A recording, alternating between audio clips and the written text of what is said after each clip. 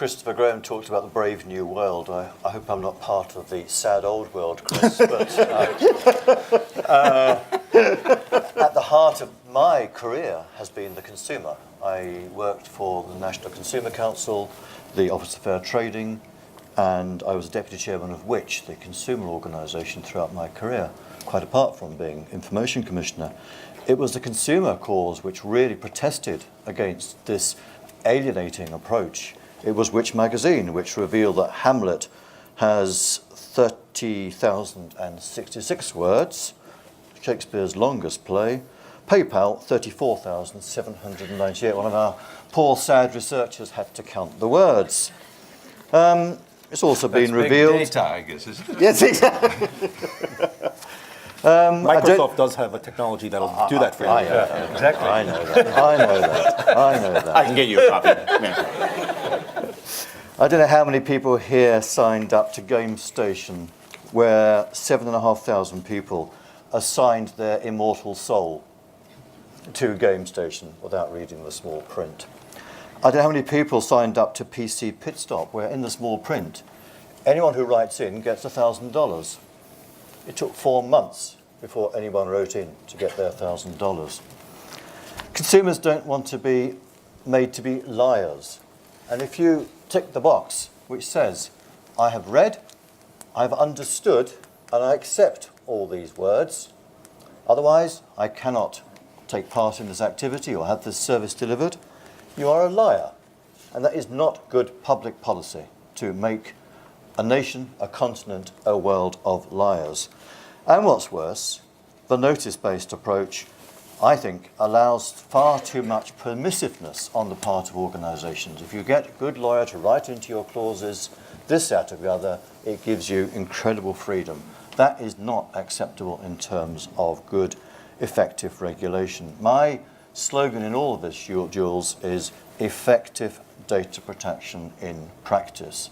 Pragmatism is a word which I am proud to use.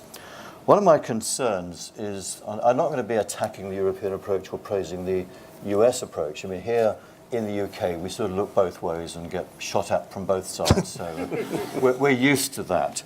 But I think in some ways the European approach is too short on words, in some ways far too long. Fundamental rights and freedoms.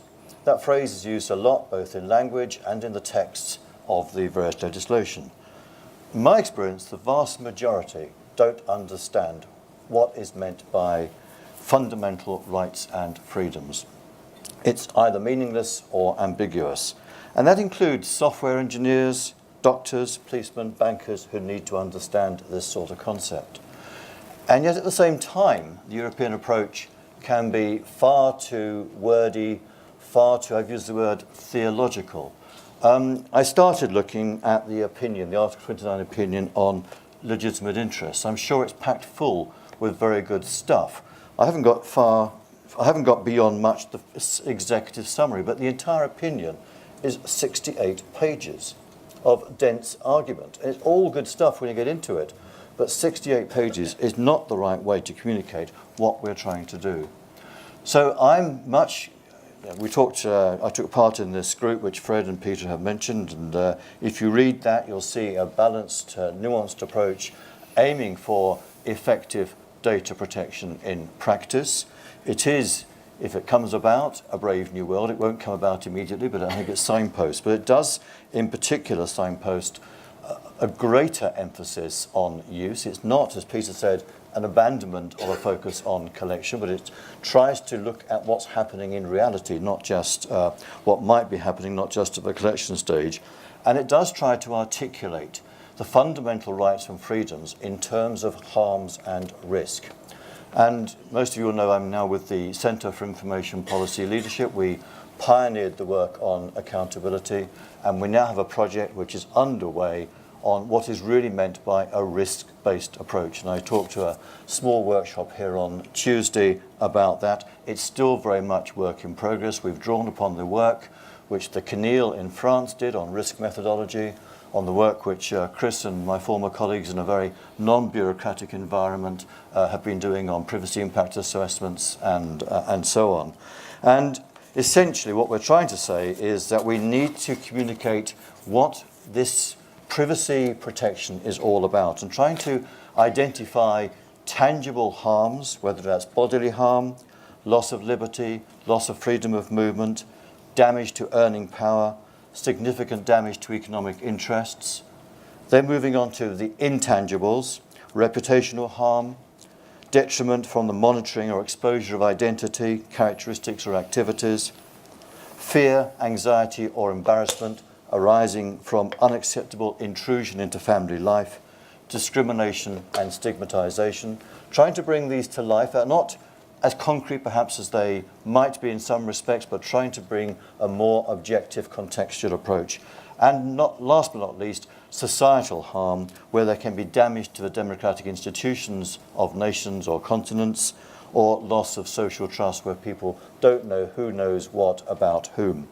And what we're trying to do is bring more concrete, pragmatic language into the debate and make that the focus of regulation. And the final word I use, because it's relevant to all this, it's a phrase I have used before once or twice: selective to be effective. It has to be about prioritization. It has to be looking at those areas where there is the greatest risk, the most likely that substantial, significant harm is going to be caused to consumers or to society. And that, I believe, is the way forward, not the old bureaucratic tick box approach.